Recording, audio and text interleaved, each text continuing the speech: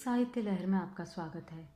आज आप सुनेंगे मालती जोशी जी की कहानी कोख का दर्द। आइए कहानी सुनते हैं। मम्मी, मेहरी आई है, मीता ने आकर बताया। आई है तो मैं क्या करूं? क्या जाकर आरती उतारूं? मैंने रूखे स्वर में कहने की कोशिश की, पर सच तो यह था कि मेहरी के शुभागमन की बात से ही मन हल्का हो आया था। 3 दिन से उसकी बाट जोते आंखें पथरा गई थी, हाथ छिल गए सो अलग। मम्मी, आप उसे ज़रा डांटिए तो, अमित ने कहा और दोनों मुझे ढेर कर आंगन तक ले गए। मैरी इस इत्मीनान से बर्तनों में जुटी हुई थी जैसे अपनी दीर्घ अनुपस्थिति का उसे भान ही ना हो। मैं भी छेड़ना नहीं चाहती थी, पर दोनों दुष्ट जाली के पीछे खड़े प्रतीक्षा कर रहे थे। इस बार चूक गई तो वैसा मजाक बनाएंगे कि बस। बाई सुनो, मैंने आवाज़ को यथाशक्ति कठोर बनाकर कहा। जवाब में उसने सिर भी नहीं उठाया, उल्टे हाथ रोककर सिसकने लगी। मैं हैरान रह गई, क्या मेरी आवाज़ में सचमुच इतना दमखम है? तुम्हें तो बस रोना अच्छा आ गया है, मैंने हथियार डालते हुए कहा। बहू जी, कमली। कमली? क्या हुआ कमली को? मैंने घबराकर पूछा। 5 साल की बच्ची मेरे आंखों के सामने घूम गई। मुझे अमित पर कोफ्त हो आई। वह तो बस सिर पर सवार हो गया कि डांटिए इसे। पहले कुछ पूछताछ करनी चाहिए कि नहीं? भाई बताओ तो क्या हुआ? उसकी सिसकियों का तार जरा थमा तो मैंने कहा, बहू जी, उसका कल कागद हो गया। कागद मतलब? मतलब राजकुमारी ने कल गोद ले लिया। पंचाट बैठी थी, उसी ने कागद बनाया। धत तेरी की, इतनी देर में मैं पता नहीं कितना उल्टा सीधा सोच गई थी। अब राजकुमारी से कमली का रिश्ता कोई नई बात है? मेहरी अक्सर ही तो उसके बारे में बताती रहती है। राजकुमारी उसकी पड़ोसन है और गांव के रिश्ते में बहन लगती है। 2 लड़के हैं, हाई स्कूल में पढ़ने वाले। पति चपरासी है, बीवी को कहीं काम करने नहीं देता। दिन भर रानी बनी बैठी रहती है और कमली से मन बहलाया करती है। मेहरी की तीनों बेटियों में वही सबसे मस्त मौला है। बड़ी वाली बिमली तो दिन भर छोटी बबली को लादे लादे झुक चली है। उसे माँ का हाथ भी बटाना पड़ता है और गालियाँ भी खानी पड़ती है। इतनी सी उम्र में ही बुजुर्ग लगने लगी है। पिता के राज में भी कोई ज़्यादा सुखी नहीं थी, पर पिछले साल उनकी भी हैजे से मृत्यु हो गई।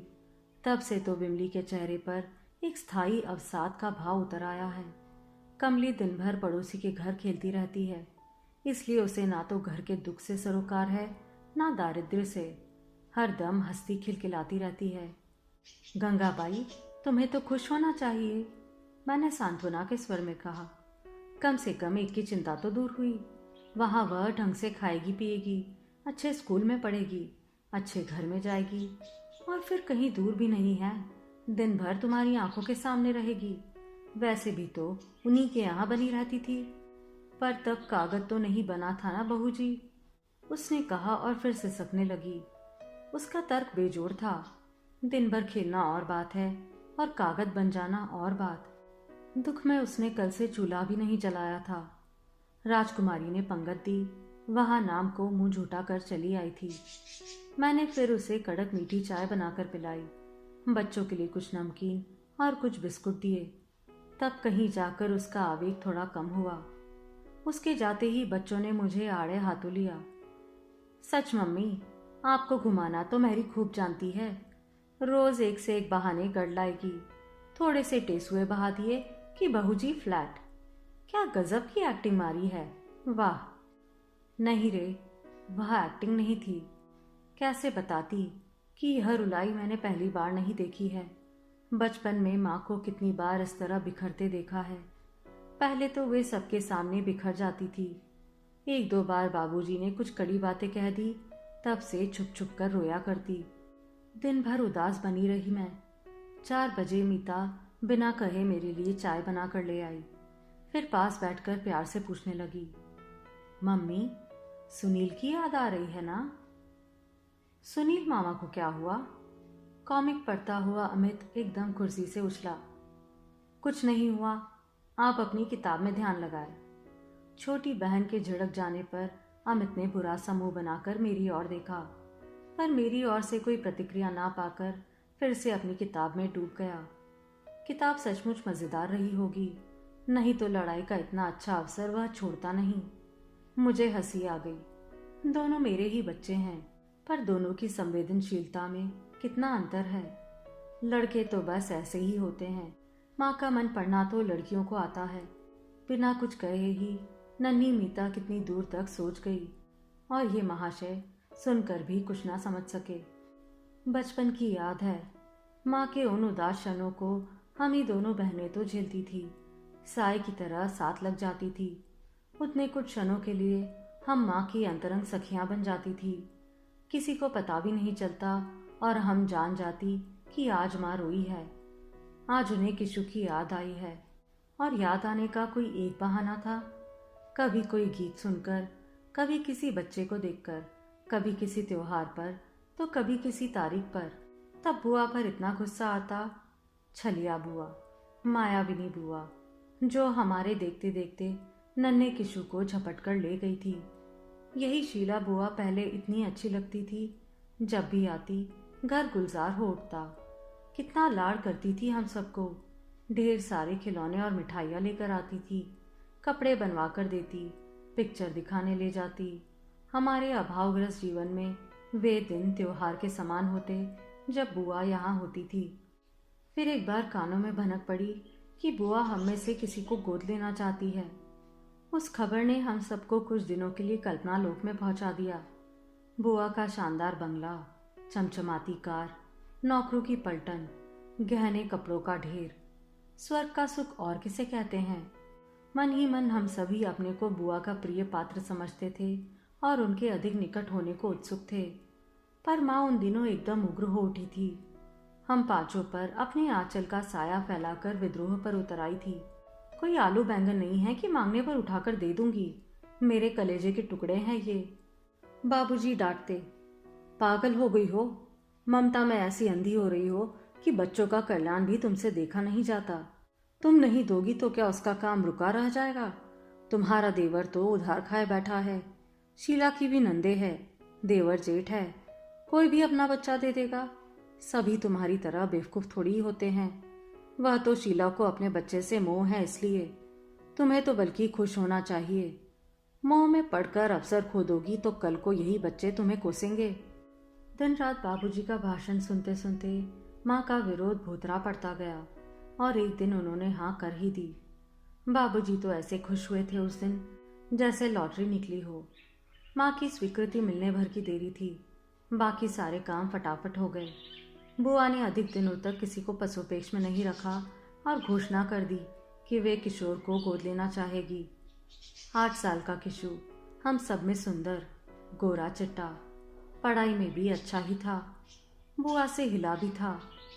या शायद बुआ ने जानबूझकर उसे सबसे ज्यादा प्यार दिया था। कितना कठिन होता है कलेजे के टुकड़े को दूसरे को सौंपना। लड़कियां तो होती ही पराई अमानत है, उनके जन्म के साथ ही यह बात मन में बैठ जाती है। पर लड़का भी नाम गोत्र बदलकर पराए घर जाने लगे तो माँ का दुख सीमातीत हो जाता है।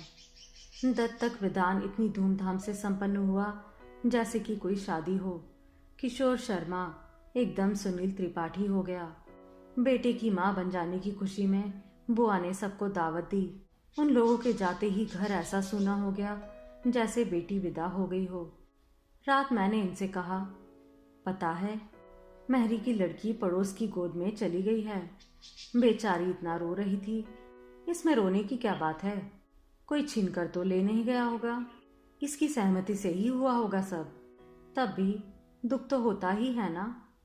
अरे छोड़ो भी, वह तो गोद ही गई है, बच्चे मर भी जाते हैं तो इन्हें कोई फर्क नहीं पड़ता। थोड़े दिन रो गा लेंगे, अगले साल दूसरा आ जाता है। अपनी ओर से सारी बात बड़ी आसानी से समाप्त कर वे सो गए थे। रात में वैसे भी उनके पास फालतू बातों के लिए वक्त नहीं होता। मोहल्ले की राजनीति, अड़ोस पड़ोस की निंदा स्तुति से वे दूर ही भागते हैं। फिर नौकरों चाकरों की तो बात ही नहीं उठती। लेकिन मैं देर रात तक जागती रही। बच्चों की संख्या क्या सचमुच दुख को कम कर देती है? फिर माँ क्यों इतना परेशान रही, क्यों दिन रात आंसू बहाती रही? बाबूजी कहते, चलो अब ठीक रहा, 2 लड़के 2 लड़कियां, हिसाब बराबर। पर माँ का मन कभी इस हिसाब को स्वीकार नहीं कर पाया। जब भी कोई बच्चों के लिए पूछता है, उनके मुंह से 5 ही निकलता है। बाबूजी सामने होते तो आंखें तरेर देते। माँ कहती, 9 महीने पेट में रखा है, 7 साल तक पाला पोसा है, उसे कैसे नकार दूं? बाबूजी का वश चलता तो मुझे भी दे डालते।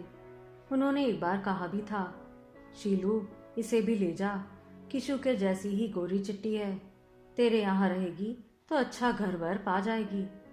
बुआ ने तब मुंह बिचका दिया था। देर तक बुदबुदाती रही थी, कोई मैंने हॉस्टल खोल रखा है? बहुत अपमानित अनुभव किया था तब मैंने।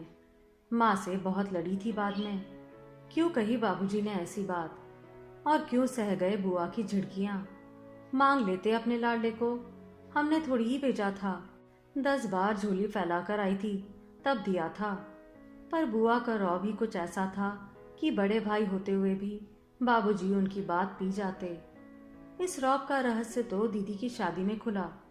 बुआ किसी मामी मौसी से कह रही थी, दुनिया में भाई बहन के यहाँ भात लेकर जाता है, हमारे यहाँ तो सब उल्टा रिवाज है। पूरे 5,000 के जेवर बनवा कर लाई हूँ, और साड़ियाँ अलग। उन्हें शायद कमरे में मेरी उपस्थिति का भान नहीं था, या शायद वे भूल गई कि गरीब घर की लड़कियां बड़ी जल्दी समझदार हो जाती है, या फिर मुझे सुनाकर ही कहा गया हो। सुनकर मुझे तो जैसे आग लग गई थी। माँ से बाद में कहा था मैंने, तुम्हें मेरे सिर की कसम है, जो तुमने मेरी शादी में बुआ से कुछ भी मांगा। मुझे कुंवारी रह जाना मंजूर है, पर किसी की भीख लेकर फेरे नहीं पड़ूंगी। दीदी की शादी में किशोर को पूरे 2 साल बाद देखा था। शुरू के दिनों में बुआ हर 15 दिन बाद उसे मिलवाने ले आती थी, पर जैसे जैसे समय बीतता गया, यह अंतराल बढ़ता गया। किशोर जब तक बना रहता, सहमा सहमा सा रहता। बुआ का चौकस साया हम भाई बहनों पर मंडराता रहता। किशोर के नाश्ते का इंतजाम अलग से होता, उसके नहाने के पानी की व्यवस्था हमसे भिन्न होती। उसे सुनील कहकर पुकारना पड़ता, और वह नया नाम हमारी जबान पर कांटे की तरह चुभता। दीदी की शादी में तो फूफा जी के साथ किशु को भी पड़ोस के राय साहब के यहाँ ठहराया गया था। सारा परिवार जब यहाँ बासी पूड़ी और अचार का नाश्ता कर रहा होता, उन दोनों के लिए दूध और अंडे की व्यवस्था की जाती। पूरी शादी में वह एक ही दिन हमारे साथ पंगत में बैठा था। तब बुआ की नजरें बचाकर हमने उसकी पत्तल मिठाइयों से पूर दी थी, पर जिस तरह डर डर कर वह खा रहा था, उसे देखकर पहली बार लगा था कि अब वह हमारा नहीं रहा। बड़े भैया की शादी में फूफा जी नहीं आ पाए थे। यह एक तरह से अच्छा ही हुआ। बुआ चाहकर भी किशु को राय साहब के यहाँ नहीं भेज सकी। वह भी अब पहले का सा दब्बू नहीं रहा था, इंजीनियरिंग कॉलेज में पढ़ रहा था। इतना सुदर्शन की आंखें ठहरती नहीं थी। शादी से लौटकर चाचा ने बताया कि बारात में भी वही सबके आकर्षण का केंद्र बना रहा। 2-4 रिश्ते वालों ने तो वही बाबूजी को, चाचा जी को घेर लिया था। जो भी मिलता बुआ को बधाई देता। बच्चे का पालन पोषण, शिक्षा दीक्षा, आचार व्यवहार सभी की प्रशंसा होती। बुआ फूल कर कुप्पा हो जाती, और माँ सुन सुनकर राख होती जाती। उन्हें लगता जैसे उनके मातृत्व का अपमान हो रहा है। आखिर एक दिन भुनभुनाकर कह ही उठी, लड़का अच्छा निकल गया है तो इसमें उनकी कौन सी बड़ाई है। वह पेट में था तब मैंने 11 एकादशी की है, 2 बार भगवत सुनी है। संस्कार तो वह साथ ही लेकर जन्मा है। पन्ना में थे हम लोग। उस समय में सांझ सवेरे जुगल किशोर जी के दर्शन को जाती थी। तभी ना इतना सुंदर निकला है, तभी तो उसका नाम किशोर रखा था। उन दिनों रोज विष्णु स्तोत्र नाम का जाप करती थी, तभी तो लक्ष्मी उसके पैरों में लौट रही है। और हमारे समय शायद आपने सुदामा चरित्र का पाठ किया होगा। बड़े भैया एकदम बोल पड़े। माँ का चेहरा एकदम सफेद पड़ गया। अपने जन्मजात दारिद्र्य के प्रति बड़े भैया का यह आक्रोश उन्हें शूल सा चुभ गया। बेचारे बड़े भैया ढंग से बीए भी नहीं कर पाए, और उन्हें राज्य परिवहन में मुंशीगिरी के लिए मजबूर हो जाना पड़ा। अच्छी शादी के सपने भी धरे रह गए। लड़की उन्हें जरा भी पसंद नहीं थी, पर वह 10,000 रुपये नगद ला रही थी, जिनकी कुम्मी की मेरी शादी में सख्त जरूरत थी। बुआ दिन भर अपना बड़प्पन गाया करती। मरे ये लड़की वाले चैन नहीं लेने देते। रोज की डाक से फोटो और कुंडिया चली आ रही है। घर पर तो मेला सा लगा रहता है। हाथ जोड़कर कहते हैं भैया लड़के की पढ़ाई तो पूरी हो जाने दीजिए, पर उनकी बस एक ही रट रहती है, आप एक बार लड़की तो देख लीजिए। अब बताओ मैं कितनी लड़कियां देखूं और कितनों की बुराई मोल लूं। बेटी की माँ होने का दर्द उनके हर शब्द से छलक पड़ता। उनका वह दर्द माँ को बिच्छू का सा दंश दे जाता। जब बर्दाश्त से बाहर हो जाता तो अकेले में बड़बड़ाती रहती। बड़ी लड़की वाली बनती है, मांगेगी चीज पर इतना गुरूर है, खुद पैदा कर लेती तो जाने क्या करती। मैं और दीदी समझाती, माँ जब एक बार दे चुकी हो तो बार बार कहकर अपने को छोटा क्यों करती हो। माँ तड़प उठती, कोई आम अमरूद नहीं दिया है लल्ली, कलेजे का टुकड़ा निकाल कर दिया है। 9 महीने पेट में और 7 साल धरती पर पाला है। कहूंगी क्यों नहीं, 1000 बार कहूंगी। पर उनका यह कहना अपनों तक ही सीमित था। बुआ के सामने कभी हिम्मत नहीं पड़ती। उनके एहसानों के बोझ तले दबी हुई जो थी। दीदी की, भैया की शादी में उन्होंने सहारा दिया था। सुनील की उतरन पुत्रन से कुमार बना सवरा घूमता था। साल 6 महीने में बाबूजी एक हाथ स्वेटर पा जाते थे। बुआ के मन से उतरी साड़ियाँ माँ के हमारे काम आ जाती थी। लाख नफरत थी, पर मध्यम वर्गीय शराफत का तकाजा था। सब कुछ सिर झुकाकर स्वीकार करना पड़ता था। बुआ का वरद हस्त ना होता तो हम लोगों का अभावग्रस्त जीवन सचमुच चौराहे पर आ जाता। मुझे अपनी शादी के बाद सबसे बढ़कर खुशी इस बात की हुई थी कि अब अपने मन का अपने पैसों से खरीद कर पहन ओढ़ सकूंगी। लेकिन माँ तो इस अभिशाप से कभी मुक्त नहीं हो पाई। बुढ़ापे में भी चैन कहाँ है। केशव भैया नौकरी कर रहे हैं, पर वह भी तो एक मामूली सी क्लर्की है। फिर उनकी अपनी गृहस्थी है। कुमार की पढ़ाई का खर्च दे रहे हैं, यही क्या कम है। इससे ज्यादा देंगे भी क्या, कहाँ से देंगे। कभी कभार घर जाती हूँ तो उस जीर्ण शीर्ण गृहस्थी को देखकर मन तड़प उठता है। 3 बेटों की माँ अकेली असहाय खट रही है। बाबूजी की आंखें जवाब देती जा रही है। वे पेंशन पा गए हैं और दिन भर घर में बैठे चिड़चिड़ाते रहते हैं। घर हर तरह से झूल रहा है, लगता है किसी भी दिन बैठ जाएगा। जितनी ललक से जाती हूँ हर बार उतनी ही उदास होकर लौटती हूँ। पिछले अगस्त में मद्रास से दिल्ली जाते हुए किशोर एक दिन के लिए रुका था। बोला इधर से पास हो रहा था, सोचा इस बार एडवांस में राखी मना ली जाए, बहुत दिनों से तुम्हारे हाथों से नहीं बनवाई है। गदगद हो आई मैं। तुरंत फुरंत बाजार से राखी, मिठाई और उसके बच्चों के लिए सूट और खिलौने मंगवाए। बड़े उल्लास से उसने पटरे पर बैठकर राखी बंधवा ली। फिर मेरे पैर छूकर थाली में 100 का एक नोट रख दिया। हर्ष और विषाद का एक मिला जुला आवेग मन को मत गया। बेचारे बड़े भैया चाह कर भी कभी 10 से ज्यादा दे नहीं पाते और लेते समय मन में बराबर संकोच बना रहता है। इन 10 रुपयों में शायद उनकी 3 दिन की सब्जी आ जाती। मैंने नोट उठाकर उसकी जेब में डालते हुए कहा, किशु अब मुझे इन रुपयों से मोह नहीं रहा, इसके बदले में मेरी एक बात रखोगे? कहो। माँ बाबूजी को कुछ दिनों के लिए अपने पास बुला लो, थोड़ा बदलाव हो जाएगा। बाबूजी का ठीक से चेकअप होना जरूरी है, हो सके तो आंख का ऑपरेशन भी करवा देना। वह थोड़ी देर चुप रहा, फिर बोला, पैसे कहो तो भिजवा सकता हूँ, पर अभी उन्हें बुलाना तो। डैडी का हर्निया का ऑपरेशन होना है, मेरे टूर के वजह से रुका हुआ है। फिर शायद पूरी सर्दी वे मेरे पास ही बने रहे। यूपी की ठंड अब उनसे बर्दाश्त नहीं होती। उनके रहते बाबूजी को लाना तो बहुत कठिन है। तुम्हें तो मालूम है बाबूजी से उनकी पटरी नहीं बैठती। पटरी ना बैठे क्या सवाल है, बाबूजी तुम्हारे घर आएंगे, उनके यहाँ नहीं। क्या उन्हीं की मर्जी सब कुछ है? आखिर माँ बाबूजी का भी तो कुछ हक बनता है, जन्मदाता है वे तुम्हारे। क्या सिर्फ जन्म देने से ही कोई हकदार हो जाता है? उसने तड़प कर पूछा। उस दिन यह बात क्यों याद नहीं आई जब मुझे एक घर से उखाड़कर दूसरे के आंगन में फेंक दिया था। अपने घर में मेरा रहने का हक भी जिन लोगों ने छीन लिया था, आज उन्हें अपने हक की बात करने का कोई अधिकार नहीं है। दीदी, बाबूजी के जिद के सामने सब हार गए थे। किशु, तू नहीं जानता माँ कितना कितना रोती थी। माँ रो तो सकती थी दीदी, मेरे लिए तो उसकी भी मनाही थी। फिर माँ के साथ तुम लोग थे, मेरे साथ कौन था? एक अजनबी माहौल में निपट अकेला पड़ गया था मैं, और माहौल भी ऐसा जहाँ हर कोई उपहास करने के लिए, आलोचना के लिए तत्पर बैठा हो। मम्मी की जिद ही मुझे उस घर में ले गई थी, पर वहाँ हर कोई मेरा दुश्मन था। सोते जागते, उठते बैठते मुझे चौकन्ना रहना पड़ता था, कहीं कुछ ऐसा ना कह बैठूं कि मम्मी को मेरे लिए लज्जित होना पड़े। ऐसा ना हो कि किसी बात के लिए मेरे दारिद्र्य अतीत को फक्ती सुननी पड़े। एक संशय पिशाच, एक आशंका का भूत हर दम मेरे पीठ पर सवार रहता। पढ़ते समय भी वह पीछा नहीं छोड़ता, परीक्षा देते समय भी यही भय मन में बना रहता, अगर मैं फर्स्ट नहीं आया तो।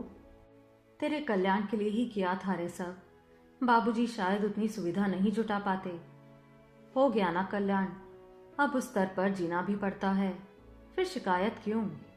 दीदी, एक 7-8 साल के बच्चे के लिए बंगला, मोटर, नौकर चाकर कोई अर्थ नहीं रखते। उसे माँ की आश्वस्त गोद चाहिए, पिता का प्यार भरा स्पर्श चाहिए, भाई बहनों का निष्कपट स्नेह चाहिए, अपने घर की सुरक्षित चार दीवारी चाहिए। इसके बिना जो बचपन बीतता है वह कितना यातना देता है, तुम क्या जानो। सुनकर स्तब्ध रह गई मैं। बचपन में केवल उससे ईर्ष्या ही करते रह गए हम लोग। इस पीड़ा को सचमुच हमने नहीं जाना था। हम लोग सिर्फ अपना, माँ का दुख बड़ा करके देखते थे, किशु के लिए कभी सोचा ही नहीं। एक अपराध बोध मेरे संपूर्ण चेतना पर छा गया।